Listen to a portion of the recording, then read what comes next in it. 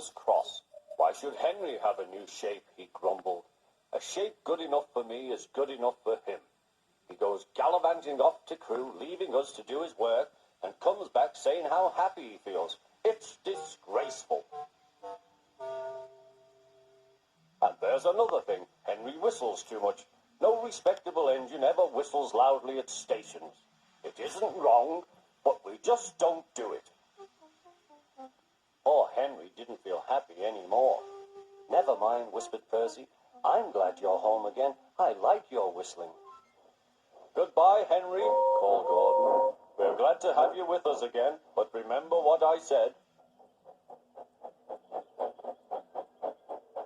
Later, Henry stopped at Edward's station. Hello, Henry, said Edward.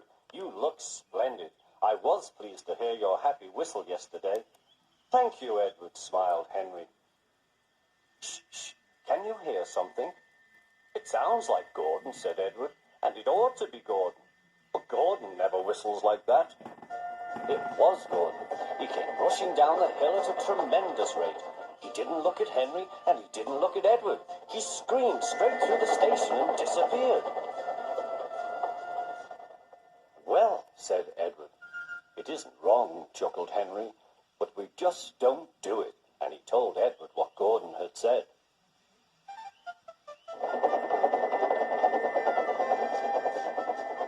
Meanwhile, Gordon screeched along the line.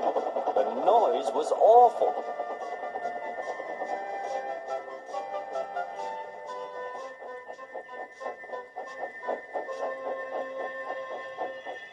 At the station, everyone held their ears. Sir Topham Hatt held his ears too. Take him away, he bellowed, and stop that noise!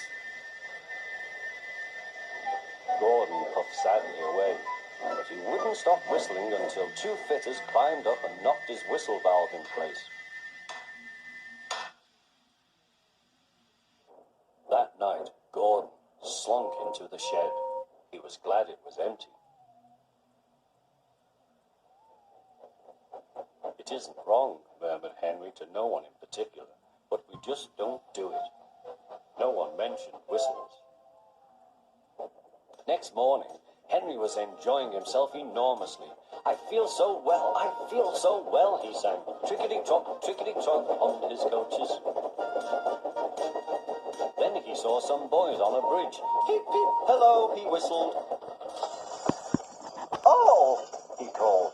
The boys didn't wave and take his number. They thought it fun to drop stones on him instead.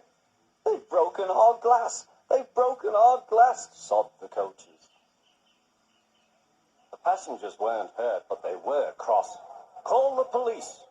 No, said the driver. Leave it to Henry and me. What will you do, they asked. Can you keep a secret? Yes, yes. Well then, said the driver. Henry is going to sneeze at those boys.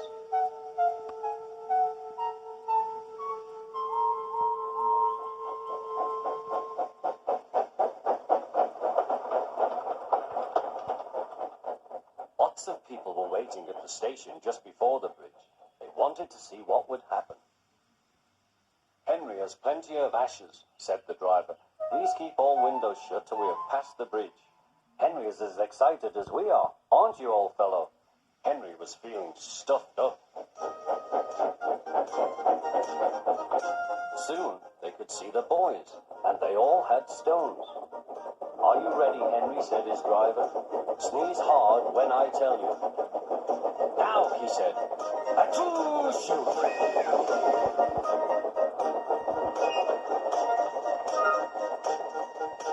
Well done, Henry, laughed his driver.